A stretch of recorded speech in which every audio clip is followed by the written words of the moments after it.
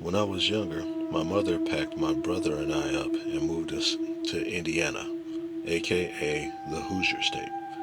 For those of you that don't know, that's what they call people from Indiana, Hoosiers. Fresh from California, we had a California mentality and had somewhat delinquent tendencies. I made friends fast there and started hanging out with people of like mind and interest. Four of my friends and I were driving around in southern Indiana. It was late night, no one was around, the roads were ours. There was forest that surrounded us in every direction. Dark forest, stretched for miles. We were listening to music really loud and driving as fast as we can in the darkness. There were no streetlights anywhere, so the street was very dark, which made it more fun and more exciting. One of my friends, Jim, was telling us about the place because he had lived around there his whole life and was telling us about the large, vast cave systems that they had deep in the forest there. We talked about taking a trip to one of the caves later on in the daytime when we had more time and more daylight. It was far too dark to go outside of the van that we were driving around in, and you couldn't see anything past the trees.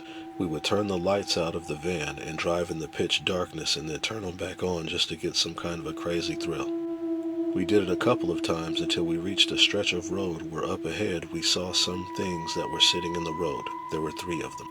One of them appeared to be a raccoon and the other appeared to be a possum. In the middle of the street, fighting over what looked like seemed to be a piece of dead roadkill with something else watching them. As we approached closer to the things in the street, we decided to slow down and turn on the brights so we can get a better look at the things we were looking at. When we got right up to the creatures, we slammed on the brakes and caught everything in the headlights so we can see them clearly. One was clearly a possum, the other was clearly a raccoon, but the third thing that we saw that was watching them fight was very strange and disturbing. One of my friends screamed out and said, "Look," and pointed outside the windshield. Another one of my friends said, "What is that?" There in front of us stood something that looked somewhat like a fox standing on two legs with dark brown and reddish looking fur. It was approximately about 2 feet tall, had yellow glowing eyes, and looked startled as we pulled up on it. It ran off of the road in all fours like a dog and down into a ditch. When it came up out of the ditch, it stood up on two legs and ran and disappeared into the forest. We got out of the van and tried to catch the raccoon because the raccoon appeared to have babies that ran into the ivy patch on the other side of the road. Reaching down, I tried to grab one of the baby raccoons, but it hissed at me, so in fear, I reached back and was like, "Let's get back into the van." Everything around us got quiet, and from the other side of the road, we heard a really low rumble that sounded kind of like a growl. We got back into the van and we drove off, talking about it ever since. A little later, I was arrested and ended up going to prison. Not some of the coolest shit I had ever done, but I spent quite a bit of time in there and have some strange stories for being locked up as well that I'll tell at another time. But I digress. We were sitting in the prison cell talking about creepy stories and things we had all seen. I decided to bring up the small werewolf that I had seen in southern Indiana. Everyone else in the room made faces as if they did not believe me, and then one of them even inquired or implied that he did not believe me. I had no response because, in truth, they didn't see what my four friends and I saw. When out of the back, one of the inmates, his name was Nick, said he believed me. He said he lived in southern Indiana and his grandparents had a very vast property with lots of acreage, and he said sometimes in the evening he would see what appeared to be dogs that stood on two legs that were very large. The whole cell got quiet and the conversation shifted to something else. A few years later, I got out of prison and I decided to visit my friend Nick, the one who said he believed me, so I drove down to southern Indiana to visit him. Pulling into the yard, there was a large abundance of cats everywhere, running around.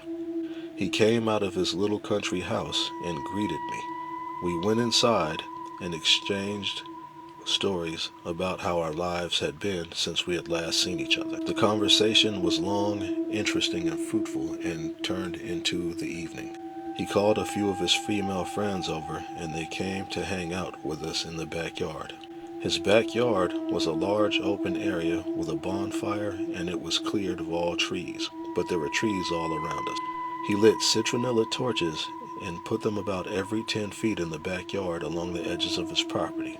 Once about 10 or 11 o'clock hit, the women that he invited over left, and it was just him and I in the backyard drinking. The cats were everywhere. Never had I seen so many cats in my life. I asked him if this was all his property, and he said yes, his grandfather had died and left it to his grandmother, and his grandmother had it the whole time he was locked up in prison. When he got out, his grandmother died and the property transferred to him. She was the one that was always feeding the cats.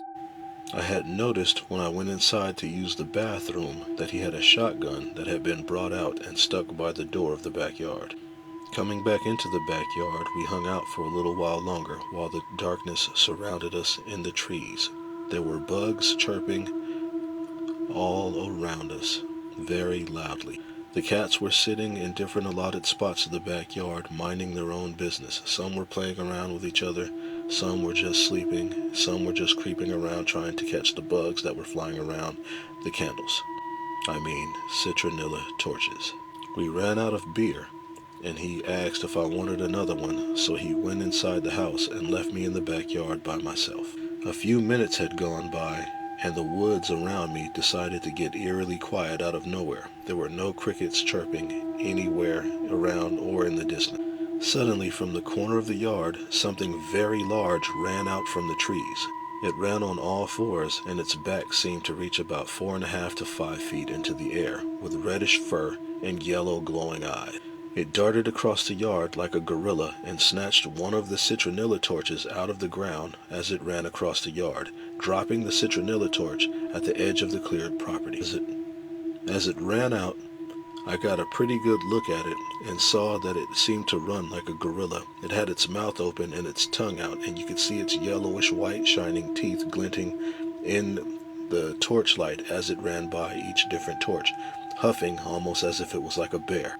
Every cat that was in the yard scattered. I jumped up, dropped the can of beer that I had, and ran towards the doorway of